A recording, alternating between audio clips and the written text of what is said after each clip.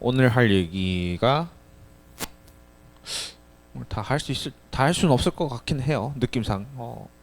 제가 봤을 땐 기본 원리 파트까지 좀 하지 않을까.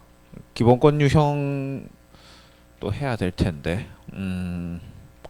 일단 3강에서 담고 있는 얘기들은 23쪽부터 32쪽까지의 얘기인데요. 내용이 너무 많아서 좀 쫄아 있으시리라 생각이 듭니다. 근데 일단 기본 원리도 물론 내용상으로는 중요하지만 필요 이상으로 막 책이 좀 길게 돼 있는 느낌은 사실 조금 있어요. 필요 이상으로 조금 길게 돼 있는 느낌이 있어서 조금 중요한 부분 중심으로 조금 요약적으로 파악해 볼까 합니다. 하고 있고, 기본권 파트는 제가 계속 말씀드렸지만은 조문이 상당히 많습니다. 네, 조문이 상당히 많아서 여러분들이 특히 이제 시험을 대비하시든 뭐 수행평가를 대비하시든 하셨을 때 관련 조문을 좀 많이 보셔야 할 일들이 많아요. 그래서 그 점은 미리 조금 각오를 하시라 말씀을 계속 드렸죠, 그죠? 네, 각오를 좀 하시는 게 좋다라는 얘기 드렸고, 평가 계획서는 제가 오늘 중으로 우리 그 카톡방으로 공유를 좀 드리도록 하겠습니다. 여러분들이 좀 수시로 볼 수 있도록 뭐 웹페이지 형태로 조금 제공해 드릴 테니까 그렇게 봐주시면 될 것 같습니다. 그렇게 하면 될까요? 네, 그래요. 그렇게 하고 아마 첫 번째 수행이 아마 이 기본권 그리고 그 기본권이 제한과 관련된 파트에서 수행될 것 같습니다. 그래서 그 점을 좀 염두에 두시면서 봐주시면 좋겠어요. 근데 뒤에 혹시 문 좀 닫아줄 수 있을까요? 추울 것 같아서. 네. 많다, 그지? 정법 해보니까 생각보다 쉬워요. 어때요? 어려워요? 벌써? 벌써 어려우면 어떡하니? 이제 시작도 안 했는데 어려운 관문은.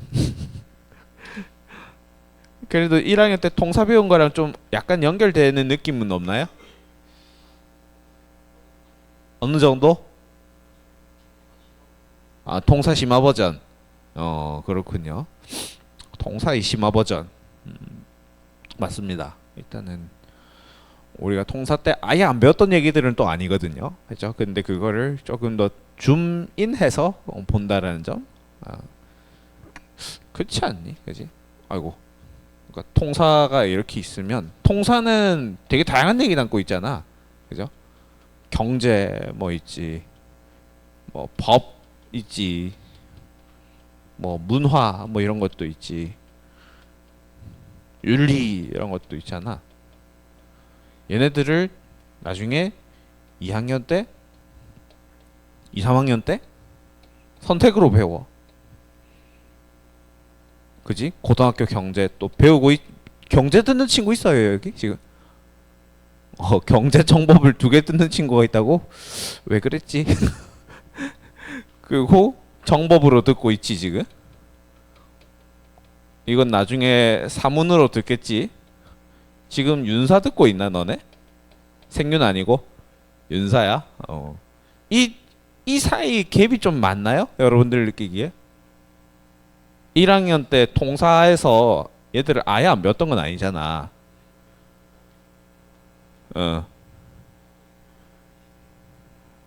뭐 아직 안 했잖아 사문은. 나머지 어떤 예를 들면은 윤사가 심해요. 그리고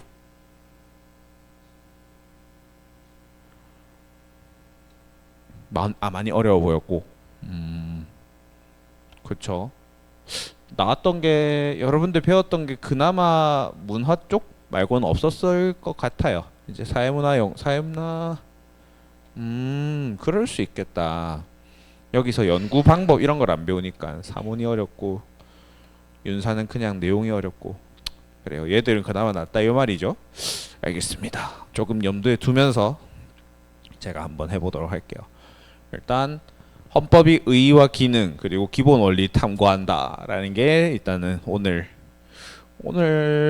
모르겠네요. 요 정도까지 하지 않을까 생각이 좀 듭니다. 그렇게 많은 내용이 아닐 것 같고요. 나한테만 많은 내용이 아니겠지, 그지? 그리고 기본권의 내용을 분석하는 게 다음 시간. 그리고 기본권 제한의 요건과 한계에 대해서 탐구해보고 하는 게 아마 다다음 시간 정도가 되지 않을까 이렇게 좀 짐작을 하고 있습니다. 네, 짐작을 하고 있고요. 오늘은 그래서 1교시고 한데 많은 내용을 하면 너희들 머리가 터지겠지? 아닌가? 한번 터져볼까 한번 같이? 자, 일단 입헌주의에 대한 얘기를 조금 해보려고 합니다. 입헌주의랑 헌법의 구조에 대한 얘기를 조금 하려고 하고 있고요. 근데 다 배웠던 내용이야 사실은. 우리가 첫 번째 때 배웠었던 이거 기억나시죠? 여기 기억나시지? 법의 단계적 구조 해서 법 단계설 얘기를 했었는데 여기서 항상 나와 있다시피 헌법은 최상위법이라는 점은 변하지가 않습니다. 변하지가 않고 그 밑에 자, 약간 복습해 보면 법률은 누가 제정했었죠? 법률은 주체 그죠? 국회였었고 명령은 대통령령도 있고 총리령도 있고 부령도 있으니까 일반적으로는 우리가 행정부라고 얘기를 하죠. 그리고 자치법규 같은 경우는 지방자치단체, 지자체, 그죠? 지방자치단체의 장이 되든지 지방의회가 되든지 했었죠. 그런 것들이 말로만 단계가 지켜져야 한다라고 하면은 사실은 의미가 크게 없는 거죠. 단계가 지켜져야 한다라는 말은 상위법을 위반하는 하위법이 있어서는 안 된다라는 의미가 되는 건데 때로는 그런 일들이 생길 수가 있습니다. 생길 수가 있어요. 많이 생겨왔고 그런 것들을 제어하는 수단이 필요한 거죠. 그런 것들을 제어하는 수단을 우리는 각각 이렇게 두 가지가 있다라고 얘기를 하고 있거든요.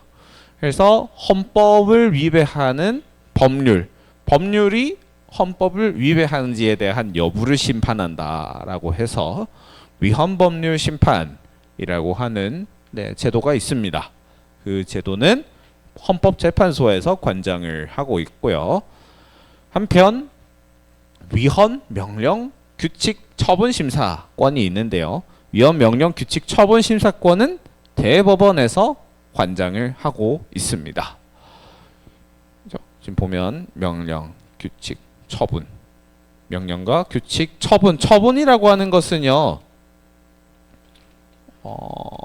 개별적인 형태의 어떤 명령을 의미합니다. 여기서 말하는 처분이라고 하는 것은요. 예를 들어서 영업 정지 처분, 그죠? 영업 정지 처분은 모든 국민이나 모든 어떤 단체에 내리는 게 아니잖아요, 그죠? 특정한 어떤 법을 위반한 가맹점주한테 탁 영업 정지 위반 이렇게 얘기를 하잖아요, 그죠? 미성년자 술 팔았어, 한 달 영업 정지 처분, 그죠? 면허 정지 처분이라는 말은 그래서 개별적인 것을 의미를 합니다. 그런 것들에 대해서 그런 처분이나 규칙, 대통령령, 명령, 총리령, 부령 이런 것들이 헌법의 가치를 위배하고 있는지에 대한 심사를 한다라는 거죠. 이것도 달라요, 참고로. 얘는 심판이고요. 얘는 심사예요. 이 명칭 헷갈려 하시는 분이 가끔 있어서 조금 짚어드리면은 그렇습니다. 헌법재판소는 심판을 합니다. 그리고 대법원에서는 심사라는 명칭을 쓰고 있다는 점을 조금 잘 알아두시고요. 그래서 관련 조문도 제가 조금 가져와 봤습니다. 107조를 여러분들이 지금 책에는 아마 없을 텐데요. 그죠? 없죠. 근데 107조를 잘 앞으로도 봐주시면 좋을 것 같아요. 얘를 얘기할 때 보면 법률이 헌법에 위반되는 여부가 재판이 전제가 된 경우에는 법원이 헌법재판소에 제청하여 심판에 의해 재판을 한다. 이런 얘기가 나와 있는데요. 사실 이 구체적인 위헌법률 심판 절차 같은 경우에는 이 단원에서 배울 내용이기는 해서 지금 디테일하게 바로 다루지는 않겠습니다. 디테일하게 다루진 않을 텐데 이게 재판이 전제가 된다라는 말을 조금 어려워하실 것 같아서 좀 간략하게 얘기를 드리면 이런 거예요. 옛날에는 간통이 죄였죠. 범죄였죠, 범죄. 그러니까 남녀 결혼을 한 남자가 다른 여자 외간 여자랑 바람을 폈다. 그죠? 바람을 폈다라고 했을 때에는 처벌을 받았습니다. 그죠? 처벌을 받았다고. 근데 그게 헌법의 가치에 위배된다라고 생각을 한 거지. 그 간통죄라고 하는 것은 형법상의 죄였던 거죠. 형법은 법률이거든요. 형법은 법률이야. 근데 그게 헌법상의 어떤 뭐 사생활 침해 뭐 방지의 자유라든지 기타 등등 본인의 자유권에 위배된다라는 생각을 한 거죠. 그래서 이 간통죄는 헌법 가치를 무시하는 그런 법이다라고 하면서 얘를 청구한 거죠.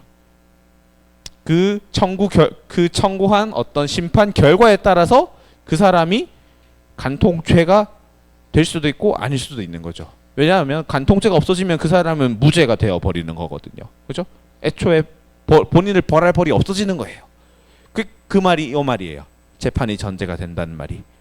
그러니까 간통죄가 위헌 판결을 받아서 그 사람은 무죄가 되었죠. 그런 것들이에요. 그래서 그런 것들을 헌법재판소에 요청해서 심판에 의해서 재판해서 결과가 나오면 그 재판의 결과도 달라진다라는 게 재판의 전제성을 의미합니다. 예. 그 재판 전제성에 대해서는 구체적으로 2단원 때 배울 테니까 너무 걱정하지 마시고요. 같은 맥락으로 지금 보시면 명령, 규칙 또는 처분이 헌법이나 법률에라고 되어 있죠. 그죠? 이거 헌법 단계설을 나와 있죠. 여기에 헌법에, 여기는 헌법에인데 여기는 헌법이나 법률에, 그죠? 이런 데에서도 우리는 법 단계설을 유추할 수가 있는 거지요. 그죠? 명령, 규칙 또는 처분이 헌법이나 법률에, 그죠? 위반되는 여부가 재판 전제인 경우는 대법원을 최종적으로 심사할 권한을 가진다. 이런 얘기 나와 있습니다. 이런 것들을 봤을 때 우리는 그죠? 입헌주의를 얘기를 할 수가 있는 거죠. 이러한 헌법에 입각해서 국가 통치, 뭐 공동체 생활, 그리고 좀 추가적으로 안 적힌 게 살짝 있다면 권리 보장, 그죠? 명색이 우리가 지금 기본권 배우는 파트인데, 그지? 이 얘기가 없으면 안 되겠지, 그지? 헌법에 입각해서 권리 보장을 해주어야 하겠죠? 국민의 권리 보장.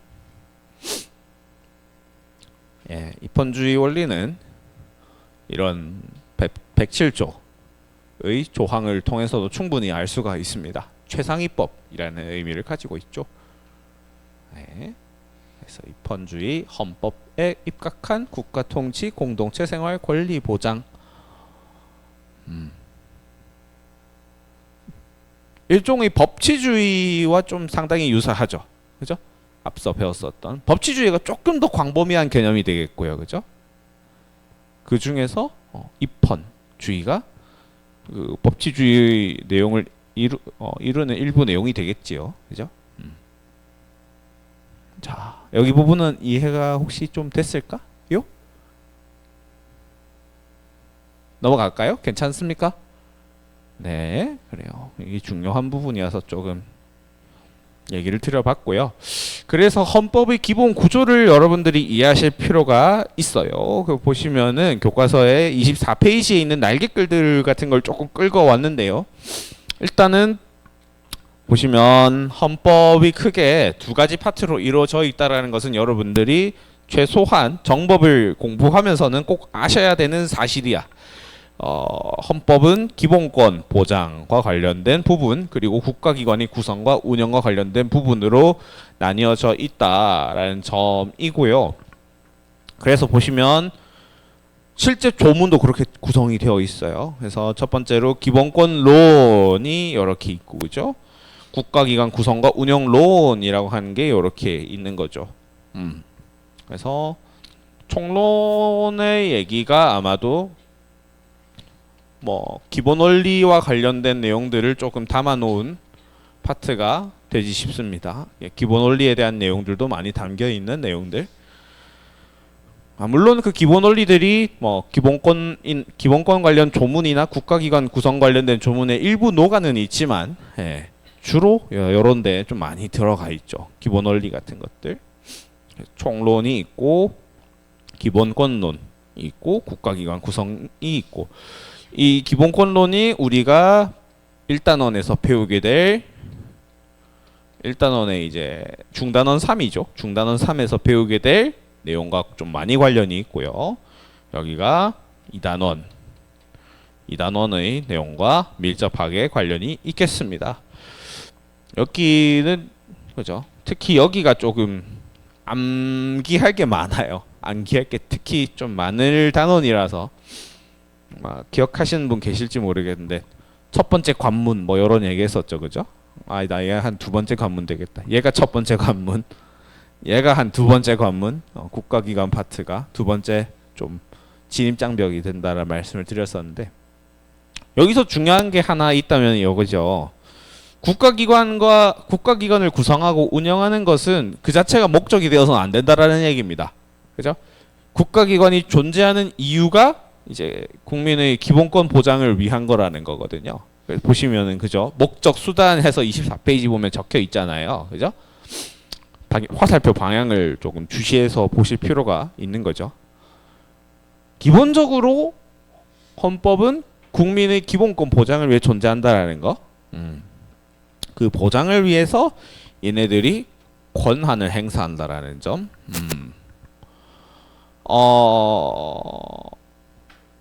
그죠? 권리와 권한.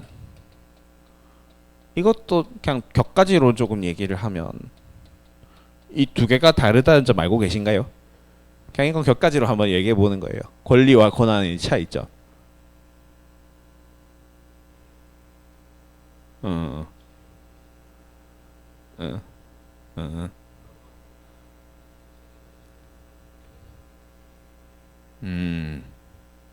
책임을 지고 통제한다. 약간 오케이 좋습니다. 그런 생각을 할 수도 있고, 정부가 권리를 행사한다. 대통령, 국회의원이 권리를 행사한다. 어색한가요?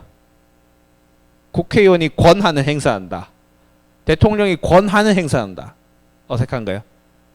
둘 중에 어느 게 덜 어색해요, 여러분? 권한이라는 표현이, 그죠? 그 표현이 권한이라는 표현이 어색한 이유는 어색하지 않은 이유는 그죠?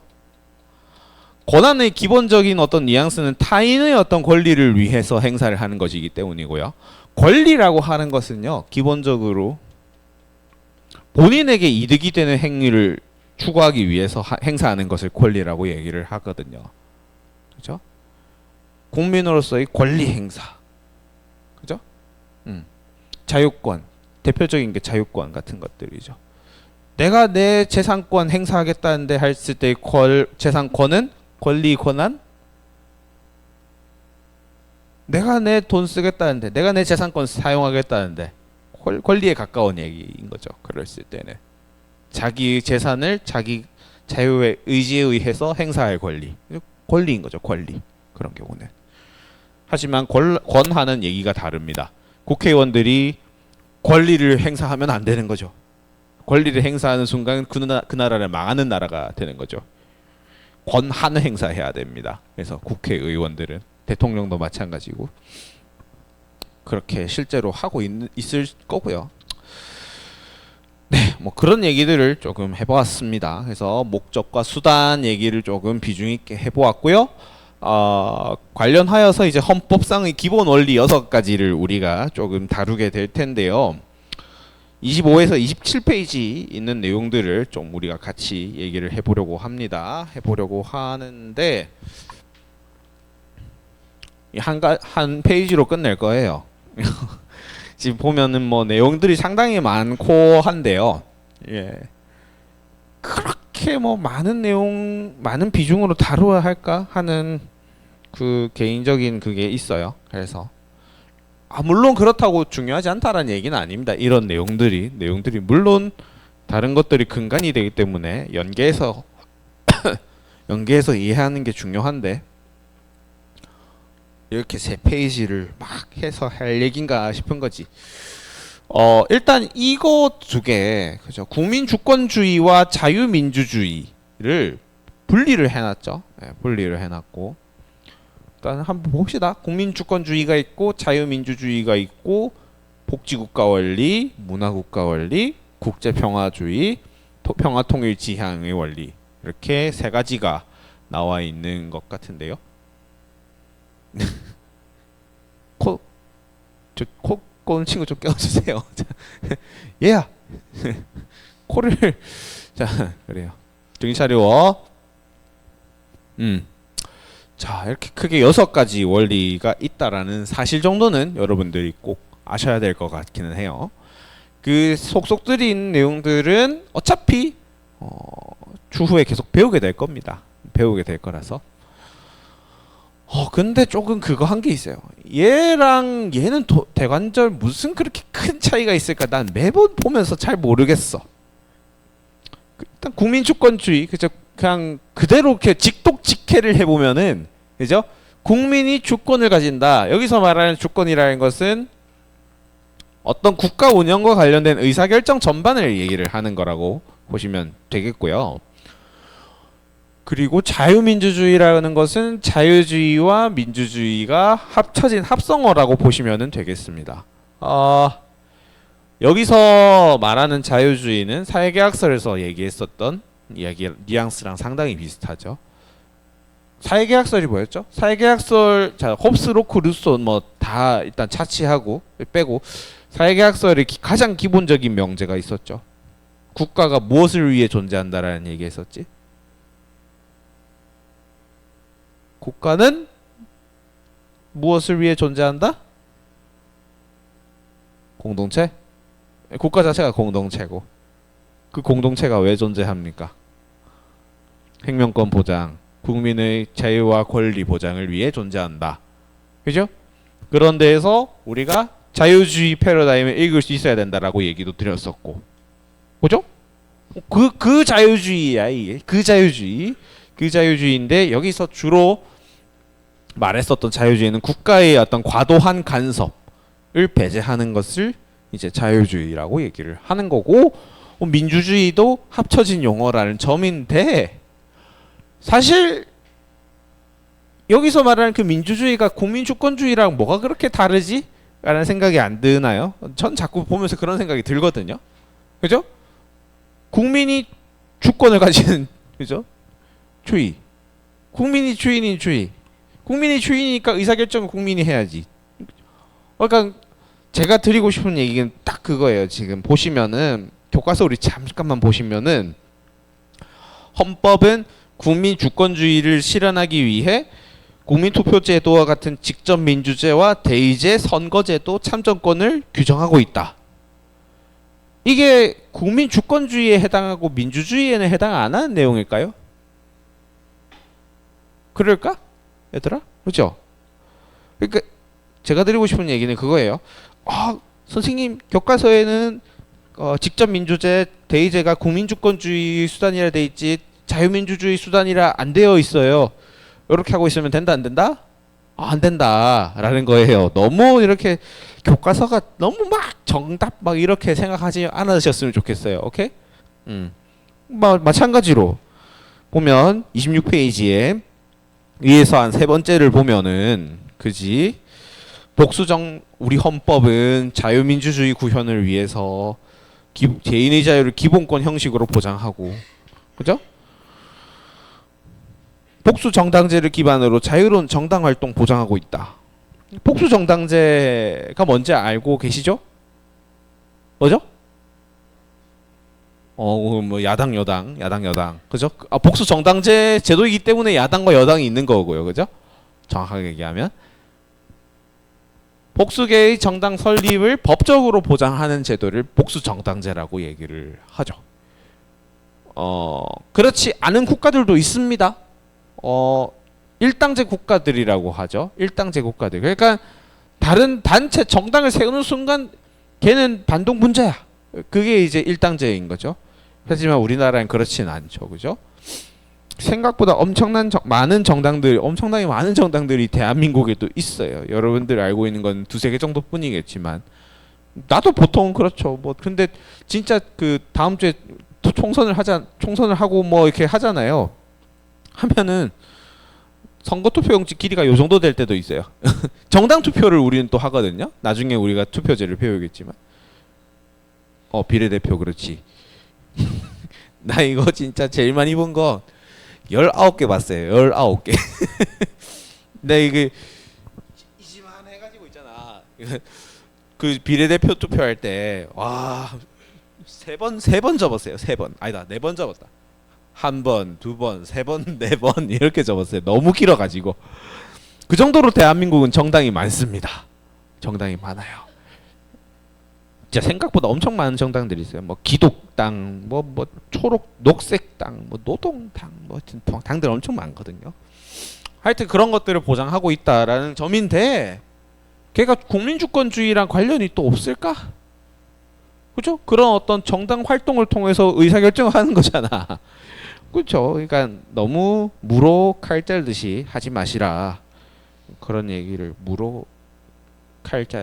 칼로 무 자르듯이, 그죠? 칼로 무 자르듯이 하지 마시라. 그런 얘기를 조금 드리고요. 그 정도 얘기하면 될 것 같아요. 제가 봤을 때는 여기 같은 경우는.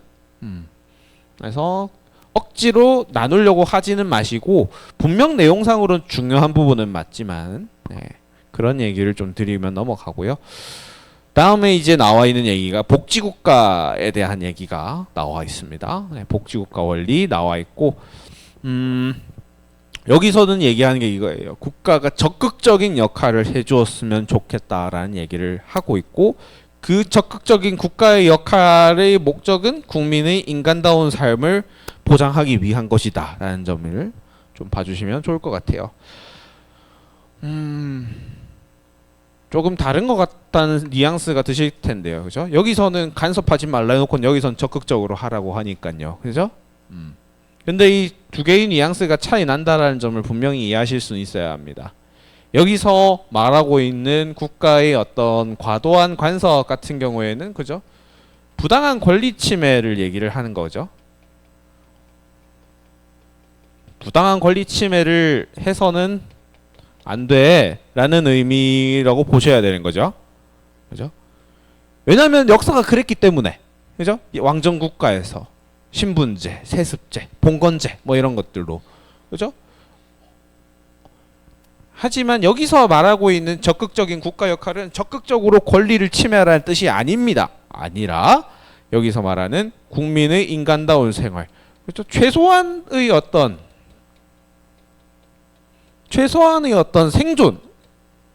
생존을 할 수 있는 어떤 여건을 마련해달라는 의미에서의 적극적 국가라고 봐주시는 거죠. 봐주셔야 하는 거고. 그렇기 때문에 이 복지국가 원리는 좀 이따가 우리가 배우게 될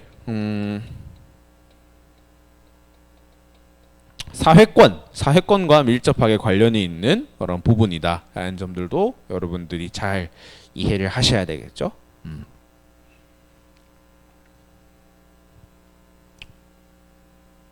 그래서 지금 나와 있는 내용들을 보면 26페이지에 복지국가 원리 파트 두 번째 단락을 보시면 다양한 얘기들 나와 있는데요. 수정자본주의 시장 경제질서 여기가 나와 있습니다. 그렇죠? 수정자본주의. 수정자본주의 우리 여러분 배웠니? 언제 배웠어요? 자본주의 역사적 발전하면서 배웠었죠. 맨 처음엔 어떤 자본주의? 자본주의 태동이 언제 났다고 우리는 알고 있어요. 자본주의 시작점 고대요? 그 민주주의였고 자본주의라고 얘기를 할 수 있는 그렇게 화들짝 놀랄 일이었나? 자, 자본주의 일반적으로 우리 교과서 등등에서 얘기를 한 자본주의 태동기는 그렇지. 그죠? 산업혁명이 있었던 그 시기부터 대량 생산, 대량 소비. 옛날에는 그냥 가내수공업으로 했었던 것들을 기계가 대신하기 시작하면서 돈을 이제, 그죠? 자본 자체가 이제 돈을 벌어다 주는 그런 일들이 생겨나면서, 그죠? 요때 나왔던 게 이제, 그죠? 자유방임주의였던 거지. 그지? 어떻게 보면. 자유방임주의가 있었고, 아니 그 자유방임주의 좋은데 너무 방임을 하다 보니 빈부격차 문제가 생겼고, 그죠? 노동권 문제도 생겼고 등등등 한 거 아니겠어요? 그런 문제가 생겨서 수정자본주의가 생겼다. 그 케인즈가 막 그때 나오고 그랬었잖아요. 그죠? 그 맥락이랑 연결해서 여러분들이 지금 이해를 하셔야 되는 거죠. 그죠? 그래서 수정자본주의 시장 경제 얘기도 나오고 최저임금제 같은 것들도 나오죠. 그죠? 약자들의 권익 보장, 노동권 보장 이런 게 복지국가 원리랑 밀접히 관련이 있는 거야. 그래서 사회보험 공공부조 뭐 재분배 뭐 등등등등 네, 나와 있는 모습들 보시면 좋겠고, 근데 내용상으로는 여기가 그죠 상당히 조금 뭔가 모의고사 등에서도 나올 여지가 많은 부분은 여기 같은데, 네 아무튼 그렇습니다. 그래서 넘어가서 문화국가 원리를 보면 문화국가 원리는 한 이 정도로만 정리해도 될 것 같아요. 지금 밑에서 잘 안 보일려나 모르겠는데, 일단 각자가 하는 개별적인 문화 활동의 자율성, 새로운 문화들이 만들어지기 위한 여건을 마련해 준다라는 점, 그리고 이미 만들어져 있는 어떤 예전 전통 문화 같은 것들을 보호하고 전승한다라는 정도, 그 두 가지 정도의 뉘앙스가 문화국가 원리에 들어가 있다. 그 정도? 그 정도로 이해해 주시면 되는 부분이지 않을까 싶습니다. 계속해도 되겠니? 그래요. 국제평화주의랑 이제 평화통일 얘기가 나오고 있는데요. 이제 국제평화주의는 요거 일단 기본적으로 중요하죠. 국제법에 대한 기본적인 존중을 한다라는 점. 네, 국제법에 대한 존중이 이 국제평화주의에서 일어나고 있는데, 그런 거죠. 국제법을 국내법화를 시키는 거예요. 우리가 생각해 보면 국제법들은 뭐 다양한 게 있죠. 뭐 조약도 있고, 뭐 유엔에서 선정하는 뭐 그런 다양한 규약들도 있고, 다양한 법규 같은 것들도 있고 좀 많은데, 상식적으로 생각했을 때 유엔이나 뭐 기타 국제기관들이 여러분들을 바로 이렇게 처벌한다든지, 뭐 여러분들이 권리를 정당한 형태로 제한을 해도 한다든지 그런 일들이 상상이 안 되죠. 직접적으로 할 권한이 없습니다. 할 수 있는 자격이 없어요. 그러니까 이렇게 하는 거죠. 우리는 국제법을 국내법의 형태로서 약간 변환을 하는 형태의 행위를 하는 거죠. 그런 것들을 국제법에 대한 어떤 기본적인 존중이라고 얘기를 하고 있고, 그에 대한 얘기가 구체적으로 어디에 나와 있는지 한번 잠시 보자. 잠시 보면은 27페이지 잠시 봐주시겠어요? 27페이지에 보시면은요, 헌법 제6조 1항, 동그라미 1된 게 1항이란 뜻이야. 알았죠?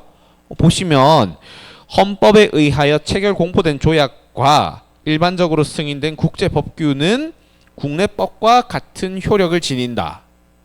여기서 그죠? 네. 기본적으로 조약 같은 경우에는 그 법률의 효력을 지닙니다. 네, 법률의 효력 정도를 지녀요. 이런 부분에서 국제법을 국내법으로 편입하려고 하는 노력이 보인다. 이제 헌법의 원리에서 그렇게 이해해 주시면 좋을 것 같고, 그리고 뭐 기타 뭐 침략 전쟁을 부인한다라는 점들, 그죠? 물론 이제 방위적 전쟁 같은 것들은 허용을 하겠죠. 먼저 그러니까 선박 맞았을 때 거기서 뭐 그렇잖아. 침략 전쟁, 아니 침략을 남이 했는데 거기서 그냥 가만히 있으면 바보가 되는 거잖아요. 계속 맞고 있는 거야. 갑자기 그거 생각나네. 나 어릴 때였는데, 제가 초등학교 2학년 때인가 그랬던 것 같아요. 초등학교 2학년 때 얼굴에 상처가 이렇게 팍 나서 왔대요. 엄마가 엄청 속상하잖아요. 그래서 어떤 놈이 그랬어 막 한 거예요. 그래서 그러다가 내가 끝까지 말을 안 했다나 뭐 그랬대. 안 했는데 담임쌤한테 너무 속상해서 전화를 하셨대. 우리 엄마가. 아니 저 선생님 바쁘신데 죄송합니다 하면서 우리 애가 얼굴에 그 뽀얀 얼굴에 지금은 뽀얗진 않지만 그땐 뽀였어. 그 뽀얀 얼굴에 생채기가 나가지고 이렇게 피가 나가지고 왔는데 혹시 무슨 일 있었나요? 그러니까는 저희 죄송합니다 하면서 선생님도 죄송하다 뭐 하는 거야. 우리 반에 어떤 여자아이가 병준이를 때렸는데요. 그래서 아가 가만히 있던가 얘 이런 거야. 가만히 있더라면서 계속 그 얘기를 했대. 때리지 말고 말로 하라는 소리를 한 100번 정도 했대요. 맞으면서. 왜냐하면 엄마가 그렇게 날 가르쳤어. 친구랑 다투지 마라. 친구랑 다투지 말고 뭔가 친구가 뭔가 때리거나 뭐 하면은 그렇게 말을 하라고 가르친 거예요. 나를. 그래서 때리지 말고 말로 해라. 때리지 말고 말로 해라. 뭐 울면서 있잖아. 막 눈물 고이면서 때리지 말고 말로 해라. 이 소리만 하다가 집에 왔대요. 그래서 그때부터는 조금 바뀌었죠. 태권도장을 다녀라 하면서 남을 먼저 때리시는 말대 그래도 바보같이 맞고만 있지 말고 남이 때리면은 그래도 반격 정도는 해라 요 얘기야. 그 얘기예요. 그죠? 침략전쟁 부인. 갑자기 왜 이 어린 시절이 생각이 났지? 하여튼 그런 얘기고요. 그리고 이제 국제평화주의에서는 역시 외국인의 권리도 보장해 주어야 한다라는 맥락의 얘기를 이렇게 하고 있습니다. 우리나라 사람들만의 권리를 얘기하는 게 아니라 약간 세계 시민으로서 그죠? 아이고 왜 이래? 더 이상은 한 국가에서만 일어난 일이 이제 중요한 일이 아니라 그죠? 국제사회에서 일어나고 있는 다양한 일들이 있고 외국인들도 우리나라에 들어올 일들 많고 교류가 많을 텐데 그런 과정에서 외국인들의 권리 또한 우리가 보장해 주는 게 맞다라는 얘기를 이런 국제평화주의에서 하고 있는 거죠. 그 정도 얘기가 될 것 같고 이 국제평화주의라고 하는 것은 또 우리 연대권과도 관련이 있어요.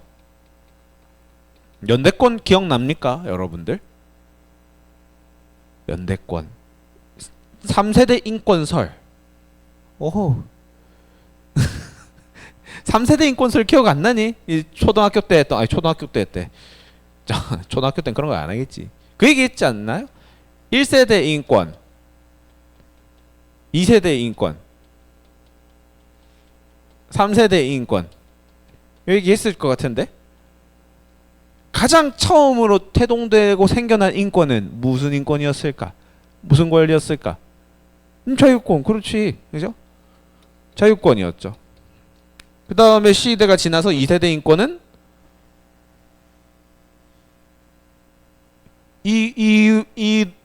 그 논리에 의해서 그죠?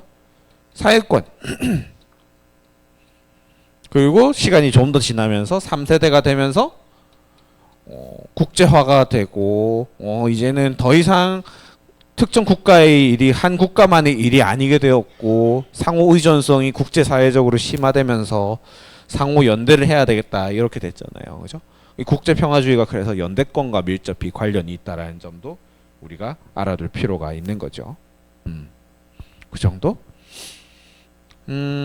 마지막으로는 평화통일 지향에 대한 얘기들이 남겨 있습니다. 남북 관계를 발전시키고 통일을 달성해야 된다 라는 얘기들이 이 평화통일 지향의 원리에 담겨 있다 라는 점. 그 정도인 것 같아요. 여기까지 할까? 너희들 왜 이렇게 많이 힘들어 보이니? 자, 평화통일 지향은 크게 그렇게 그거 한 것 같지는 않습니다. 그런 것만 그러니까 국가에서 왜 자꾸 통일 얘기를 하지? 저 사람 뭔가 정치색이 있나? 이런 생각을 사실은 기본적으로는 그렇죠. 기본적으로는 하시면 안 되는 이유가 사실 이런 데 담겨는 있어요. 평화통일 원리라고 하는 것이 일단 헌법상에 명시되어 있다는 사실 자체는 팩트입니다.